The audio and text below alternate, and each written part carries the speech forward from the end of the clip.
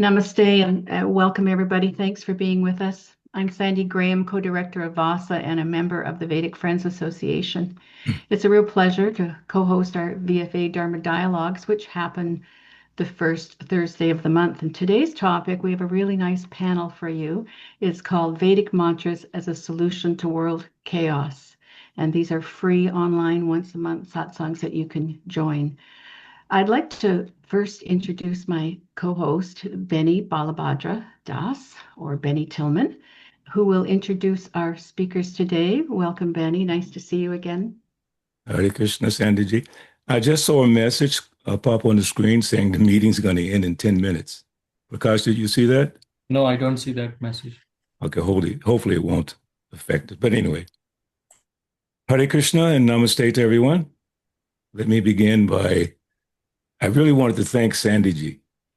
I know generally at the end we run out of time, so I don't get a chance to say it, but I just wanted to thank her for her sacrifice to make this program happen. There's no way I could have done it without her. So Sandy, I just want to say thank you so much. My pleasure. It's very exciting for me to get to listen to all of the VFA scholars every month. So it's great inspiration. I'm happy to do it. Thank you so much. So I'm going to begin with a mantra, since tonight we're talking about mantras. So I'm going to give a mantra from the Sri Ishopanishad, and it's mantra 6. I think it's appropriate to the mood that we're trying to create within VFA. Yastu sarvani bhutani admanyevanupashyati sarva bhuteshu chatmanam tato na vijugup sate. A person who sees everything in relation to the Supreme Lord and sees all entities as his parts and parcels, and who sees the Supreme Lord within everything, never hates anything nor any being. So as we're discussing tonight about mantras, I did a little background about it. In terms of, as Sandy and I were talking a couple of days ago, the difference between mantras, which are primarily on a spiritual level, and positive as affirmations. Sometimes the two get conflated. So people have positive affirmations. I have a few that I also use, but I use them for particular purposes. Like every day I say, today's going to be a wonderful day. Something wonderful is going to happen today, which is great. But I don't depend on that to make spiritual advancement. I depend on chanting mantras to make spiritual advancement. So for the last 53 plus years, I've been chanting the Hare Krishna Maha Mantra. Hare Krishna, Krishna Krishna, Hare Hare. Hare Rama, Rama Rama, Hare Hare. And I can personally testify or attest to the fact that it's done great benefit for me and for those that I associate with. But as I was discussing with Mark earlier, my first time I heard the word mantra was through Maharishi Mahesh Yogi in Transcendental Meditation. And Mark and I got started around the same time. So I give a lot of credit for Maharishi introducing me to the concept of mantras as something for spiritual development of the soul.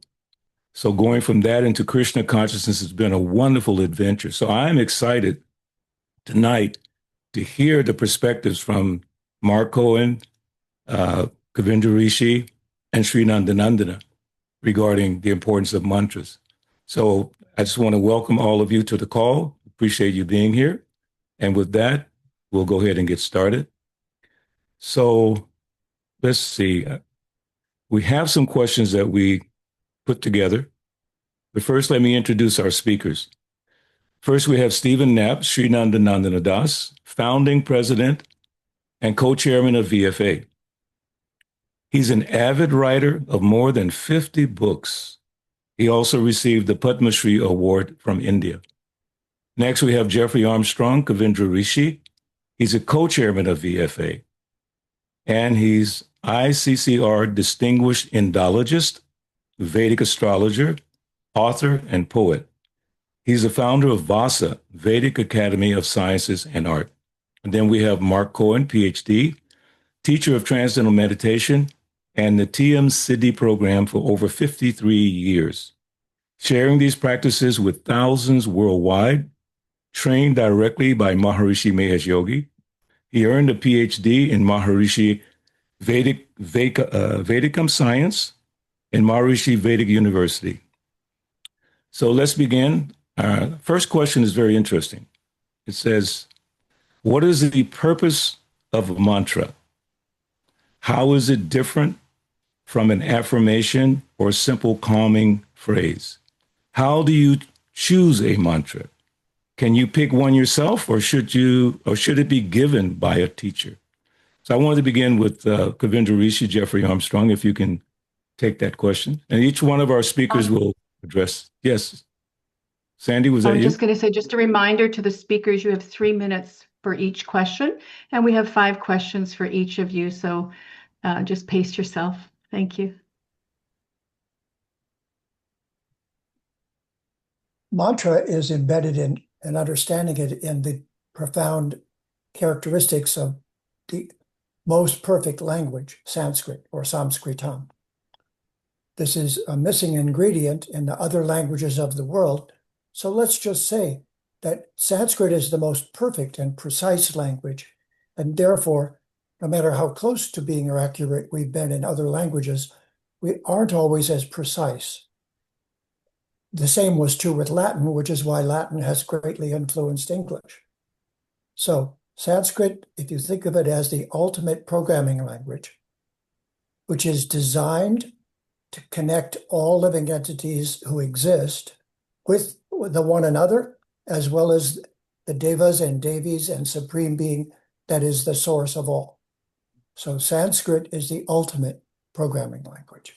So with that, we are participating in that exchange of information, and therefore it's always sacred if it's used properly. That should include the initiation of a proper guru, and not asking to give me, but awaken me, and use me in your service. Very nice. Thank you so much. Next, we'll hear from Mark. Mark, the same question. Do I need to repeat it, or did you get it? No, I'm good. I love what Jeffrey said about Sanskrit. It's really a great way to start talking about mantra, because mantra means sound, and sound is the structuring dynamics of this universe. The Vedic tradition makes it very clear that the universe is basically congealed sound, which is the expression of the self-interacting dynamics of consciousness. So there's a beautiful area of the Veda called the Matrika Chakra that we could do a whole seminar on sometime. It's really beautiful. It shows how from the self-interacting dynamics of consciousness, the varnas, the Sanskrit letters arise, how they sequentially come out, and how they are the structuring dynamics of the different tattvas or elements that create creation, including everything material that we see around us. So that means that your physiology is made of consciousness, which is expressed through sound. So therefore, the purpose of mantra is a tool to reconnect individuality back to your universal infinite nature. And of course, we couldn't possibly have enough time to talk about mantra in this short session. But from different traditions, whether mantra is being used through devotional chanting or through Vedic recitation of the Shrauta tradition of Rig Veda Brahmana mantras, or whether from my tradition, where mantras are used as a vehicle for meditation to transcend thought. It's the element of sound that has that power. And so it's exciting to be able to talk a little bit about it today. That therefore, what I would sort of just address a little bit is that, at least from the standpoint of my tradition that I come from, mantra is much more than, it's not an affirmation. In fact, in our tradition, we don't use mantras that have any meaning on any kind of translatable level in English. It's for the effects of sound itself, and to create and to set up a condition in the mind where the mind is alert and turned within, but undirected, so that it can follow its own nature to seek fields of greater happiness and bliss. And that becomes the foundation for transcendence, for experiencing subtler levels of thinking, transcending thinking altogether, and reconnecting to that source of thought, which is one's own infinite universal nature itself. And also, secondarily, the sounds have a nourishing, balancing, life-supporting effect on the mind and body, which is unique for the individual when they learn the technique that I teach, which is, transcendental meditation. So, but the whole field is so huge and so beautiful, and it's just great to hear everybody's perspective. Thank you.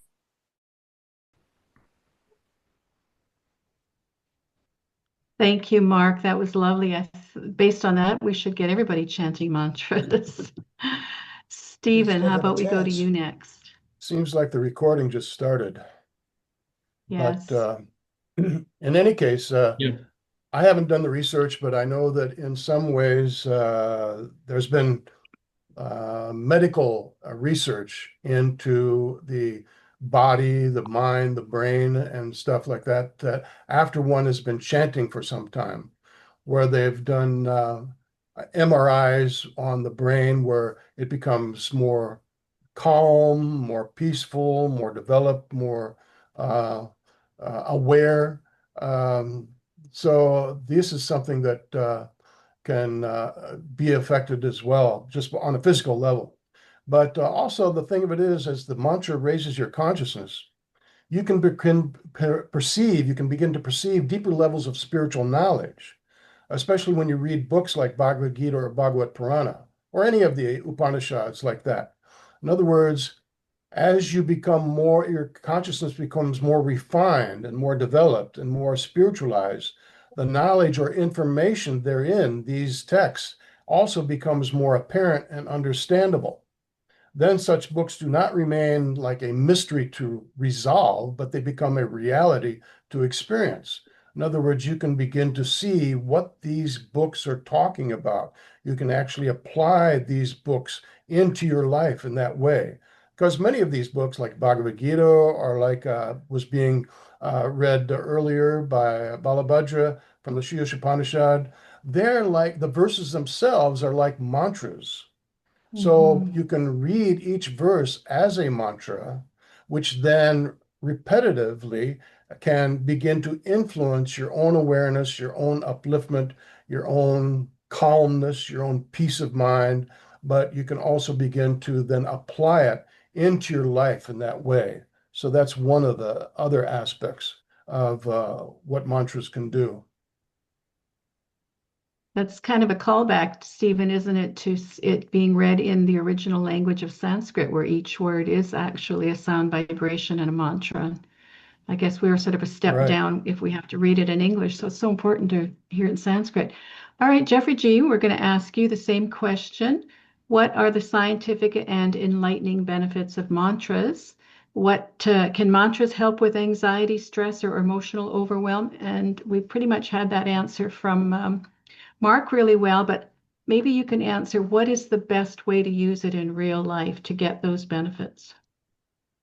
Yes, as you were saying that, Sandy, I thought of something that we've all watched happen for the last 75 years, the race for space.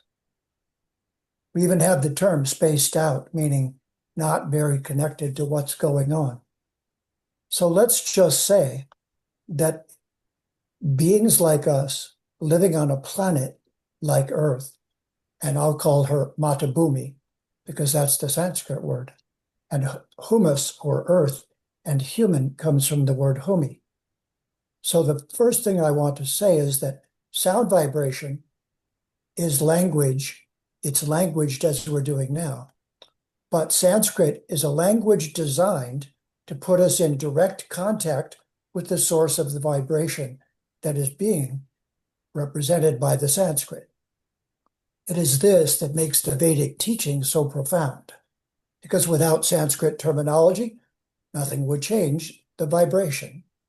But if you understand and you change the vibration and know who you're calling, then you can dial any of the conscious beings that are making this existence that we're in the midst of possible.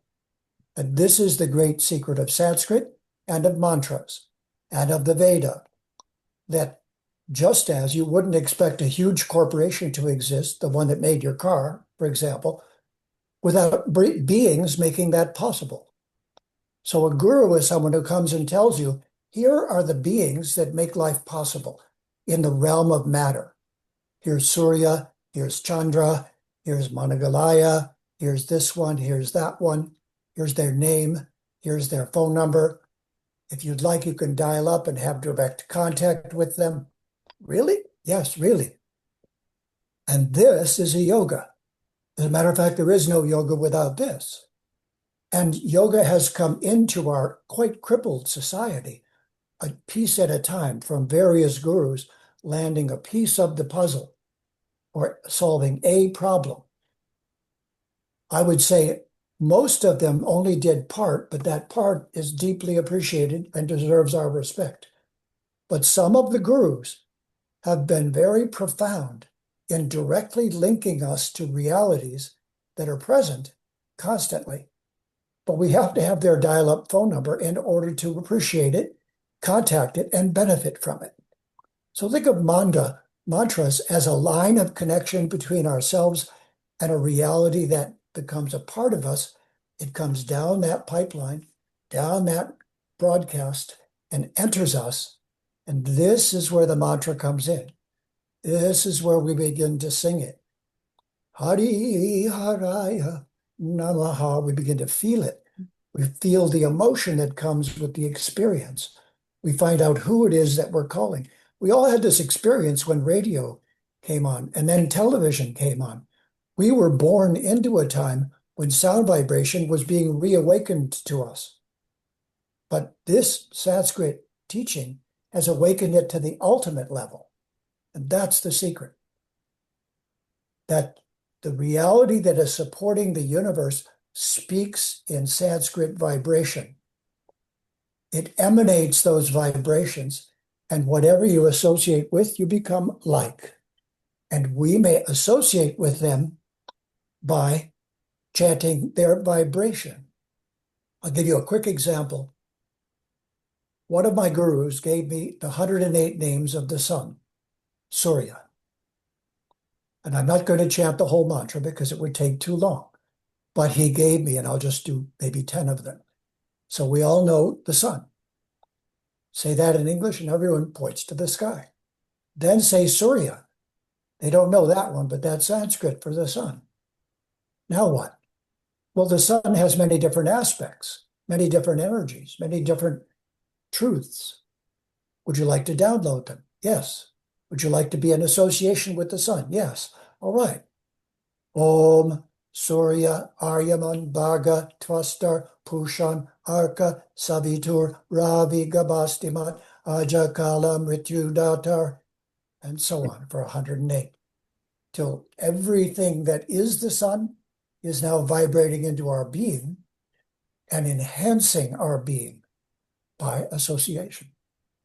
So the secret of mantra is that of association across the cosmos with realities that seem too distant. In the course of my learning the Vedas, I've also learned Jyotish. And my guru of Jyotish gave me the mantras to the grahas, the 9 planets, and said, chant each one of these 100,000 times. So you introduce yourself to the planets that are running the material world. And I did. And I chanted hundreds of thousands of mantras, introducing myself to the grahas, those who grasp and give us what? Cause and effect, karma. So what's really been happening to our generation is we've been being introduced to what the devas and devis are doing on a celestial level to run the universe, and in particular our planet. And we've been invited into that to know how to participate and cooperate. And there's the key word. The mantras are used to cooperate, not get what I want, but to say, how may I assist? How may I help? How may I be of seva, of service? There's so much more to say, and you know it. And what's wonderful is that we all together here are truly addicted to this. But this addiction only improves us, only makes us broader-minded, only makes us in the service of every living entity. And with that, it's a joy to be with you here today. Jai Shri. Thank you, Jeffrey G. Haribol. That's Thank beautiful. you. Everybody spoke so beautifully. So I think we'll go to our next question. Is that right, Sandy? To the next question? Mhm. So And just prior to that, I wanted to share just a little bit from one of the prayers that, especially members of ISKCON Hare Krishna movement, they know very well. Cheto Darpanam Marjanam Bhava Mahadavagni Nirvapanam. So that prayer is saying glory to Sri Krishna's Sankirtan. Sankirtan means the chanting of the Hare Krishna mantra, as Stephen pointed out earlier, which cleanses the heart of all the dust accumulated for years and extinguishes the fire of conditional life. So, as Jeffrey's explaining it, it gives us that ability to see reality. And reality is not this temporary existence. It's here. It's there. It's not that it's not real, but it's temporary. But when we chant particular mantras, it gives us access to a higher dimension. And last thought, I was hearing or reading from Srila Prabhupada this morning. He's describing that in the Vedic times, to test the potency of the mantra, they would take an old sickly animal, put him into the fire, and then a new animal would come out. That's how they tested, did you chant the mantra properly? So that leads to this next question. Does the meaning of the mantra matter? Or is it mainly the sound vibration? What practical guidance would you offer modern seekers who wish to incorporate mantra into daily life as a stabilizing force? So we'll start with Stephen on that question. Well, there's a few points you could make on that. First of all, it is a formula. The mantra is a formula, and you keep that formula intact is what produces the effect. And so you want to know the mantra properly, and getting it from a proper guru is one of the aspects of installing, you might say, the mantra. Then activating it is the process of chanting it, and to chant it properly. Now, personally, I'm one of those that I also like to know the meaning of the mantra. I like to know what it means. I connect with it more easily that way, and it affects my own consciousness that way. So I like it both. When you chant it properly, you know how to chant it. You've been given the pronunciation from the proper authority, and then you know what it means on top of that. But one other aspect I want to say is that mantras affects your sphere of influence. In other words, when chanting within yourself, like silently, but especially when chanting or singing them out loud, like we do in kirtan, they help spiritualize not only your own consciousness, but the space around you. And the easy mantras are easy to sing, and they also have the biggest effect because the more people that can gather and participate in the singing of the mantra, the more powerful it becomes. So in this way, it can spiritualize your room, your house, or even the whole world for that matter. Shastra itself, like in the book I have on the chanting of the Hare Krishna mantra, scripture itself explains that when you chant such mantras, once the chanting begins, it spreads and reverberates throughout the whole universe. In other words, it has its subtle effects. You cannot see it, or you can feel it though, if you're in tune with it. But this process helps uplift the whole world and destroys negative things or thought processes so that may be harmful to yourself or society at large. So by focusing your own chanting, it can have an effect on the whole universe in some ways, especially on those people that are near or inside your sphere of influence. This can actually change the vibration of the world and uplift the direction of society. They benefit all who hear it, whether they be animals, insects, birds, and of course, other people. They can also offer protection from lower subtle beings who may be bothering you or dispel the presence of ghosts and other such beings by spiritualizing the atmosphere. This is another aspect of the potency of a correctly chanted mantra, because as the atmosphere becomes spiritualized, then the whole room or the whole house or maybe the whole world becomes changed by that effect. So in this way, the use of mantras is also one of the original ways of escaping the matrix. So the grand illusion, the grand network of illusion. And I don't know if any of you have been in social media, but this whole idea of escaping from the matrix is becoming a more popular topic these days.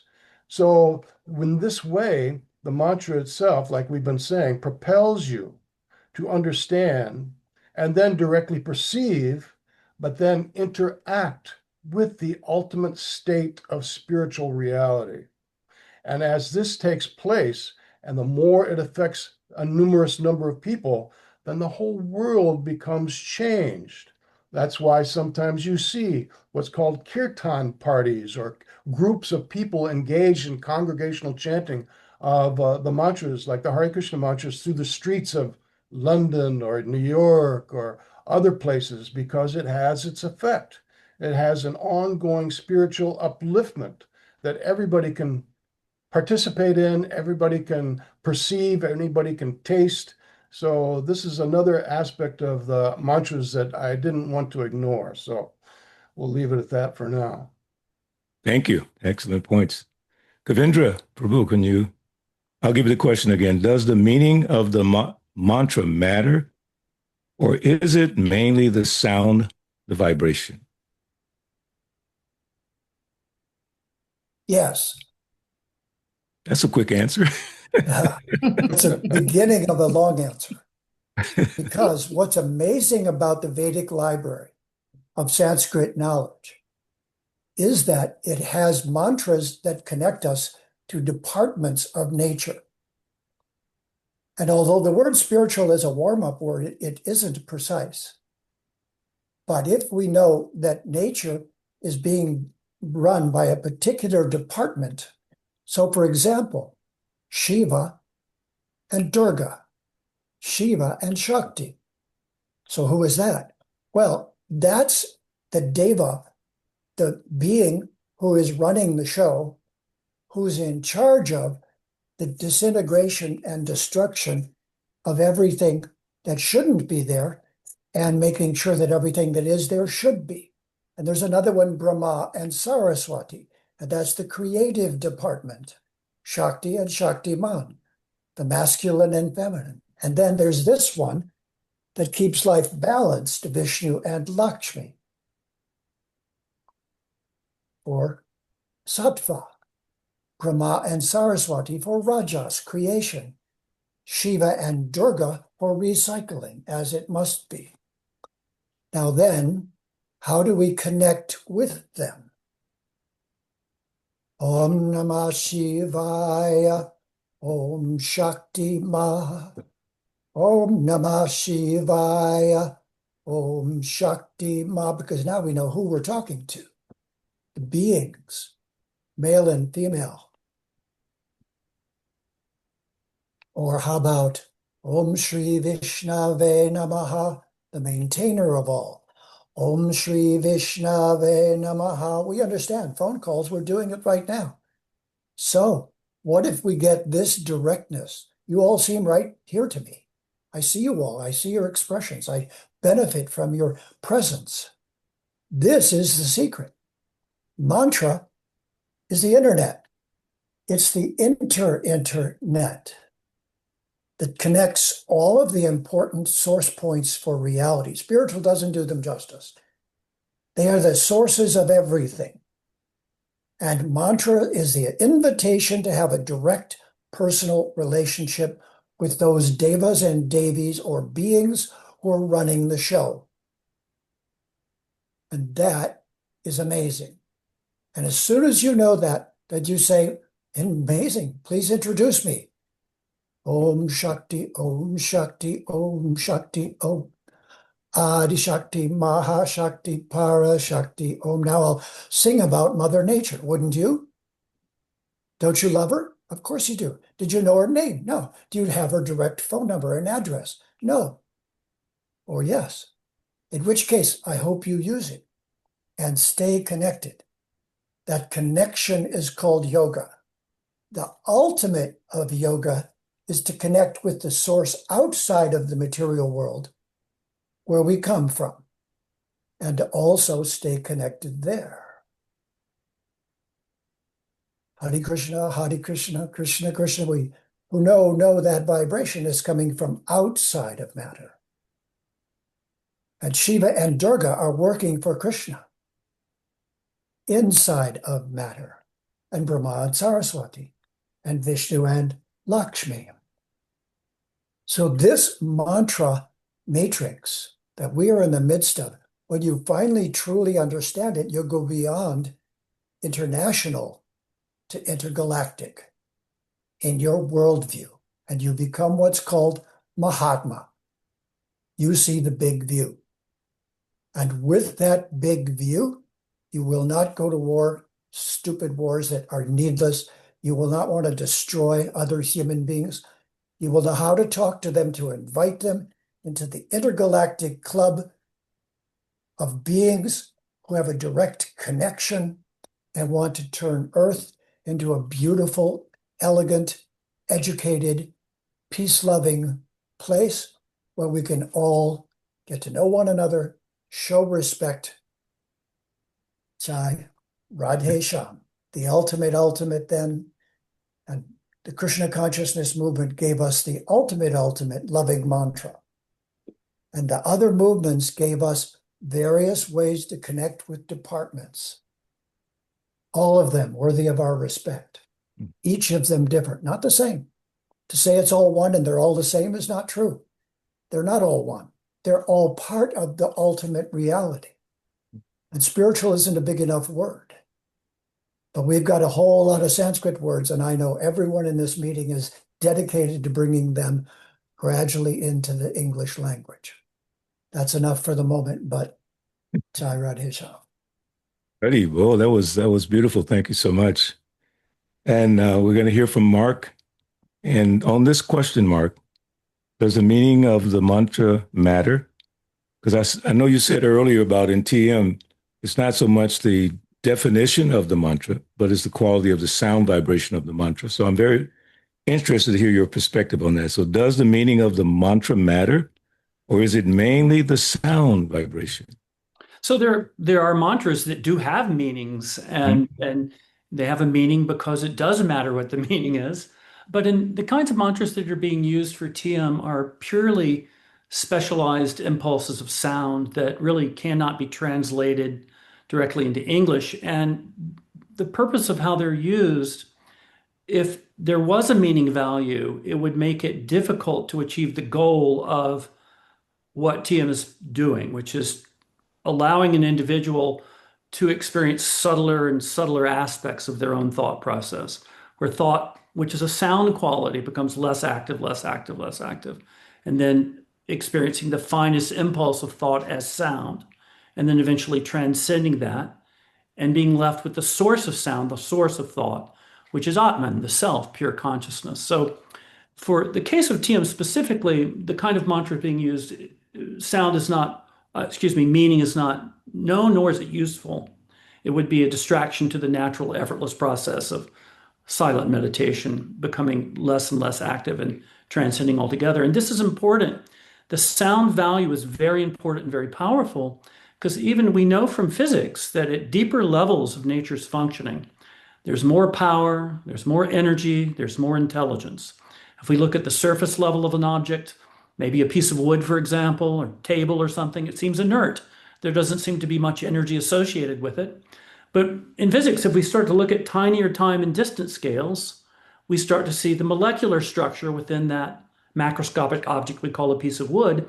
And that more refined, subtle element of the molecular structure contains chemical energy. And you can release that chemical energy simply by rearranging the atoms in the molecule. That's what happens when you burn wood. It shows that that energy is present in the wood. But if you go even deeper still to more refined, more subtle, more unified levels of nature's functioning and get down to the atomic structure, then it's 1,000,000 times more powerful than the molecular level. And if you go even deeper still, according to physics, to the subnuclear levels, it gets even exponentially more powerful, and finally down to what physics calls superunification, the superstring field, where the energy is virtually infinite and unbounded. So energy, we know Shakti, that term in Sanskrit, Shakti. So the power at the fully transcendental supreme level, the most unified level of nature's functioning is infinite and unbounded.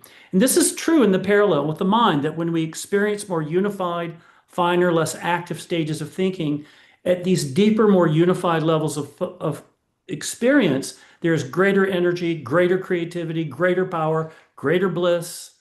And whatever influence a particular sound has on your mind and body will get strengthened as we use it, and especially as we experience it at these deeper, more subtle levels. Therefore, the way that it works in our tradition, the mantra that one would use as a vehicle for transcendence must be one that's chosen by a teacher to be known to be completely nourishing, life-supporting, very sattvic and coherently organizing for that individual who's using it, because as it gets experienced at these deeper and deeper levels, done many times over the weeks, months, and years of practice, whatever influence it is having over the mind and body will get strengthened and become more powerful. So the mantra has two aspects. It has that sound effect, experienced at deeper and deeper, more powerful levels of nature's functioning, which increases over time and makes life more harmonious in many different ways. And then it also serves as an innocent vehicle to allow the mind to be awake and alert, but yet conscious when it can transcend to deeper levels. So in this case, mantra is not used for any kind of meaning value in the case of TM. It's used for what it does, where it sets up the right initial conditions for the mind to be able to transcend, and then the effect it has in the mind and body over time at more and more powerful levels of nature's functioning.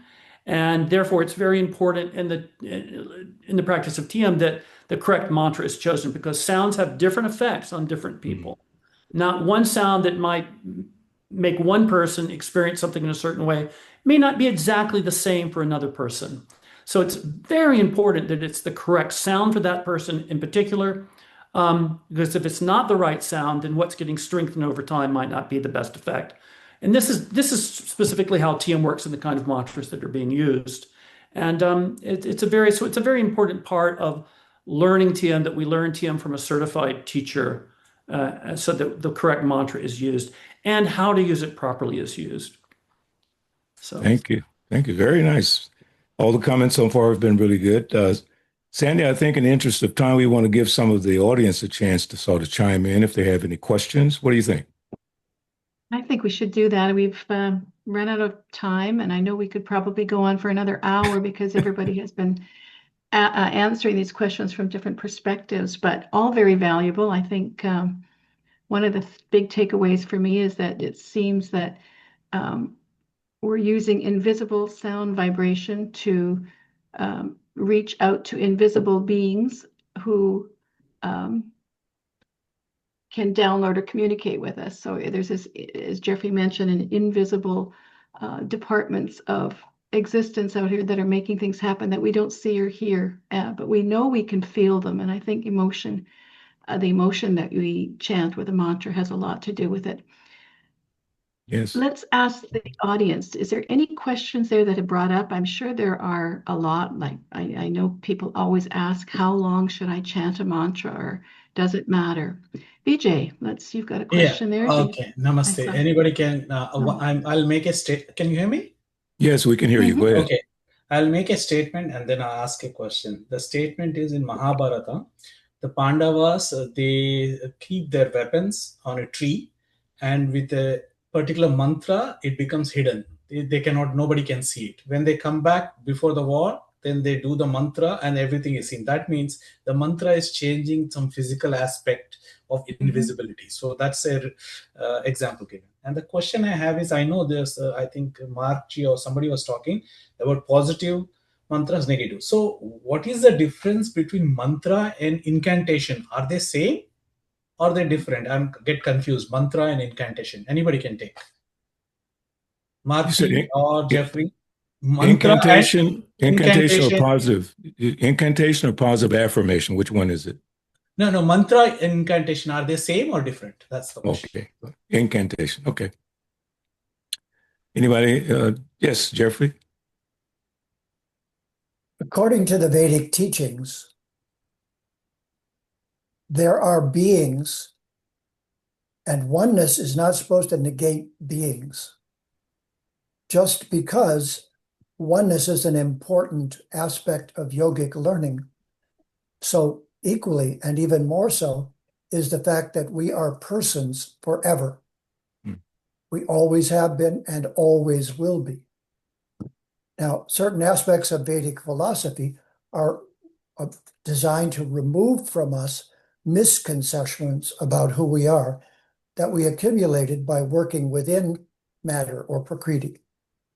But it is not, according to the Vedas, supposed to replace us as a person, but we have to shed the idea of self as a person being material.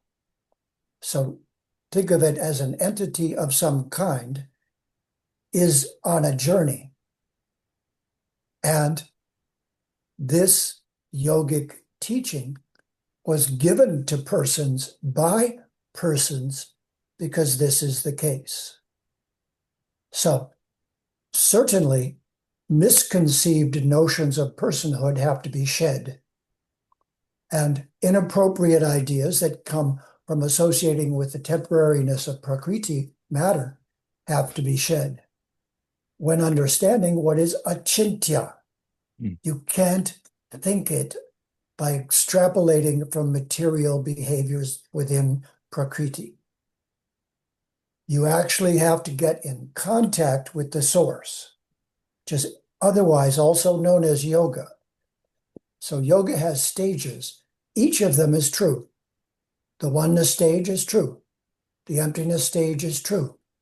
But so is the ultimate intimate relationship stage true. They're all part of the Vedic Vidya. And Okay, to be Jeffrey in a G., particular... we're not answering the question that's being asked here. For shortness of time, I'm going to have to stop you here.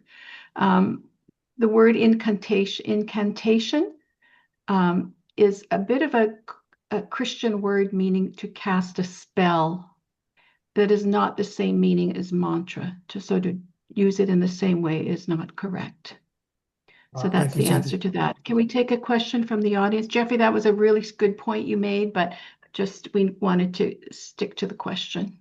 Well, and Anybody I else? also, to make sure that it stays focused on the different kinds of yoga and that they're all appropriate and true. And that's another question for another time. Yeah. But that these mantras and sound vibrations take us to different states of legitimate being. Thank you. Excellent. So, Sandy, we have a couple of guests we wanted to introduce, especially Rukmini Walker, who's going to be speaking next month on a very exciting topic. It's called The Vedic View of the Feminine Divine, the Place of Women in Vedic Culture. I think that's going to be one of those events that it's going to blow our whole system. It's like people are very interested in that. So, Rukmini, you want to introduce yourself real quickly? You're on mute. She's one of my mentors. I really appreciate her coming. That's not true. You're one of my mentors. But thank you so much for welcoming me, and it's a really fascinating group. I'm looking forward to taking part and seeing what I can share. Thank you so much. Thank you. And we also have an old friend of mine. He's actually from Africa originally, but now he lives in Vrindavan, Ishwar Prabhu. He lived with me in Atlanta for some time in the 80s. I'm very fond of his association, very proud of what he's accomplished. So you want to introduce yourself, Ishwar Prabhu? Thank you very much, Ishwar Das. And because I've been associated with ISKCON for about 48 years now. I live in Vrindavan, India.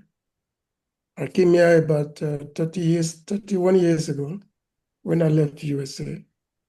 But I've been very privileged to undertake the intense study of the Vedic scriptures, and also to the publications of a lot of literatures, our Vaishnava acharyas.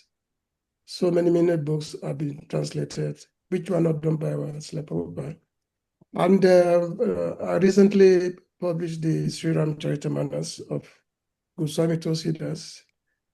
And then some upcoming publications are the Lord Srinkadev, His Holy Names, Pastimes. It's going to be a big book. And then also working on Sri Vishnu Sahasranam, along with many pastimes of Lord Vishnu. And then also we are working on the Bhaktamal, the book that narrates the life of the devotees. So that's briefly what I can say. Thank you so much. Appreciate it. So And we also have Vijay Prabhu is a good friend of mine. So Namaste. I think Ishwar Das was there from 2000. He was one of the formation members of VFA, but Yeah. later on he had to move for some other reason and he rejoined us. Thank you very much, Ishwar Das. Thanks for coming. Haribo. And maybe we can hear a little bit from Sankirtan Prabhu, Andy Frankel, because you're one of our solid members. You want to share any insights real quick? We have just a few minutes left, though. Yes, I do. Actually, there's a lot of wonderful points that have come out from the various speakers. I'd just like to touch upon one thing that maybe hasn't been mentioned. You know, there's two ways to use the mantra.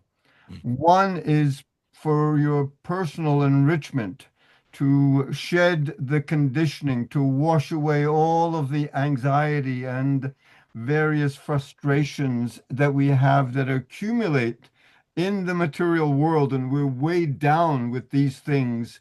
And so real effective mantra shatters all of that. And so that's a personal process. And then also there's the process that Chaitanya introduced 500 years ago. And the process is of chanting together with large groups to impact not only ourselves, but to impact the society at large. So I understand that there's going to be some demonstrations in regards to against what the government is doing. And I heard that this month there's going to be some demonstration that is going to be using songs.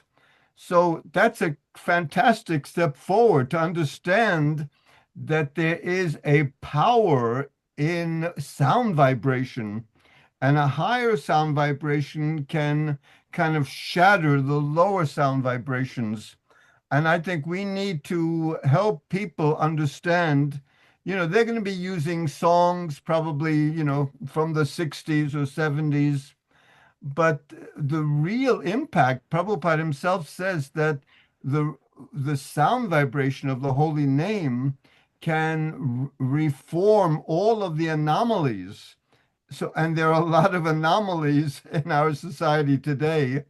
And so 500 years ago, Chaitanya introduced this process to shatter the anomalies that in the various societies and the different misconceptions that people have and the different anxieties that people have.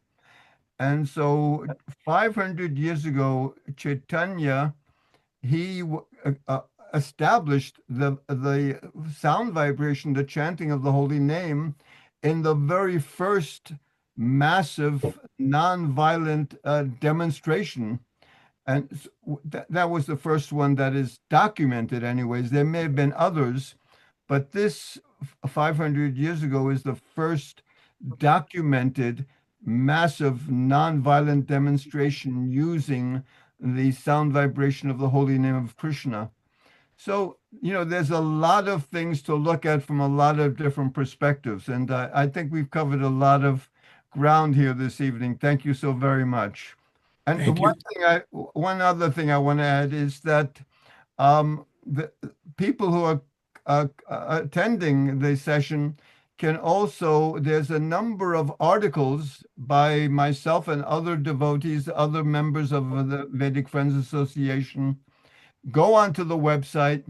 There's a page of articles. I particularly have an article about the potency of the Sankirtan sound vibration. So anyways, I think there's a lot of ground that have been covered here in a very short time. Thank you so much. Thank you. So, Sandy, I'm going to hand it back to you to close out and also to maybe announce about our upcoming program. There's some very interesting things happening there. So I'll have Sandy close it out this evening. Thank you, everybody, for being with us. It's always a pleasure to have everybody on, and I hope that you'll share our links out for next month. We're very excited because we're also going to have Dr. David Frawley and Shambhavi, his wife, who also lead retreats on Shakti, and they have a lot to say about the feminine divine in the Vedas. And I think any of the VFA speakers who will be popping in will have some diverse perspectives. So when you register for next month, please make sure that you check. Yes, I will take the newsletter, the subscription. Otherwise, we can't send you the Zoom link. So don't forget to check that. We usually only send out one newsletter a month, and we'd love you to be on it. So thank you, everybody, for being with us today. Benny, thank you for co-hosting. Everyone else, Jai Shri Krishna, Hari Om. Have a wonderful evening, and we will see you. I believe it is April 6th. Second. Correct me if I'm wrong. Yeah, Correct some me of if I'm- you, some of the VFA leaders, please stay back. Others can leave after the call. And Thank you. please go on to the VFA website and check out the bios. Mark has an extensive bio, Jeffrey Armstrong and Stephen Knapp, and all of our other speakers have uploaded, as Andy said, a lot of knowledge to share, and they're constantly uploading. We're trying to upload a couple every month, and in Stephen's case, he has over 50 books. I don't know how we're going to handle it, but you can also go to Stephen's website. There is so many books there. In fact, Stephen, I'm going to give you kudos. You did a book for the VFA, and you had every VFA member write a chapter. And that was one of the wonderful projects that VFA did. So thank you very much for being the instigator of that. We should do it again soon. All right, everybody. Namaste. Thank you for Namaste, being Hare with us. Krishna, Haribo. Make it a great day. Hari Om. Haribo.